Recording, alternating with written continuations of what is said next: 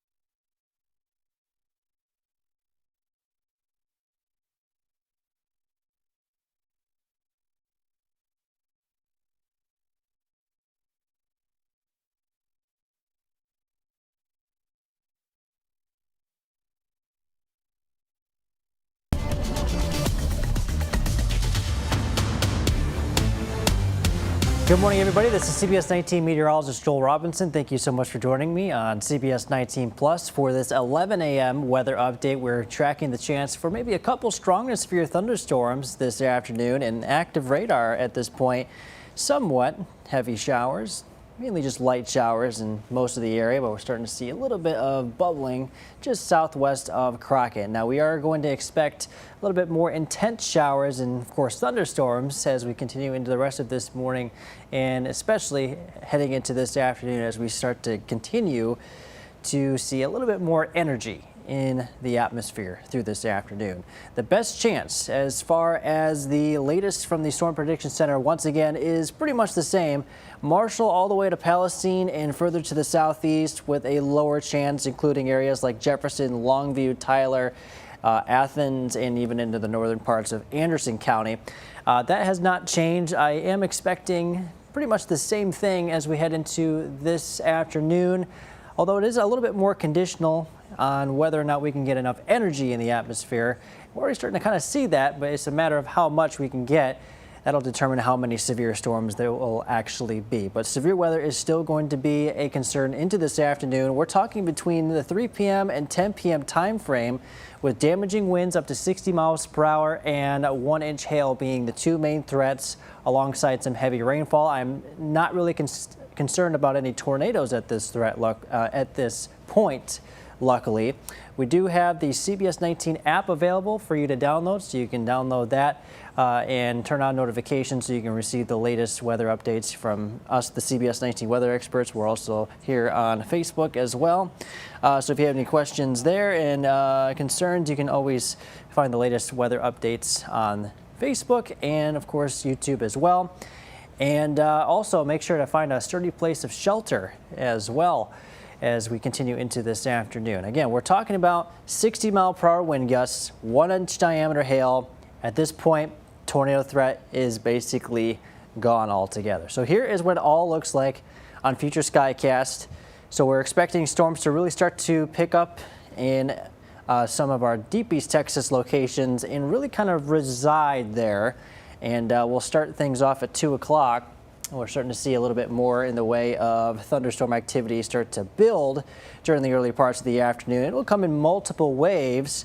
And notice kind of how spotty it is. Not everybody will be getting it at the same time. We're not expecting this organized line of storms, at least when it comes to this data set here. There will be a little bit of dry spots in between. It'll be kind of on and off as we head into the rest of tonight and through 10 o'clock. This is all ahead of a cold front, which will be triggering these showers and thunderstorms through the afternoon. And again, the best threat is going to be along and south of the I-20 corridor. Here's what the storm energy looks like. Again, not terribly impressive here. Weak to moderate as far as the storm energy goes. Again, along and south of I-20. So the best chance for storms will be within this energy, this contour here. But notice that it's only weak to moderate, so it's not going to be all that intense everywhere. Should we see any strong to extreme energy, which is very unlikely at this point, we might get a little bit more widespread showers and thunderstorms with the potential to produce some of those severe hazards. But at this point, it's really just a marginal to scattered risk at this point, which lines up with the Storm Prediction Center outlook as well. So here is rainfall potential as well. That is another thing that we're going to have to kind of watch for, especially just with how dry it's been recently. The ground is very dry. It can't absorb rainfall as easily at this point. And with the high rainfall rates with some of these thunderstorms, easily could get some standing water and some flash flooding. So at least 1 to 2 inches of rainfall will be possible again across deep East Texas once again. And then this is the biggest thing that we're going to be tracking over the next 7 days here. Then once we get to this weekend, all the way through next week, we are dry and a little bit below average until we get to the early parts of the week and into next week. And yeah, our average high around this time of year is around 56 to 57.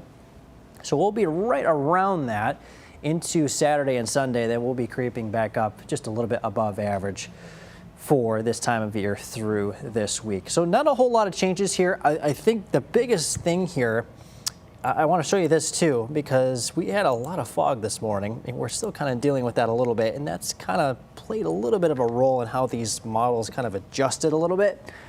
You know, we got the fog, it's clouds right at the ground that can block sunlight, and we need the sun for energy for any sort of severe storm development or thunderstorm development on its own. So that's really played a role on the adjustments with the latest data sets heading into this afternoon. So can we expect severe storms? Sure.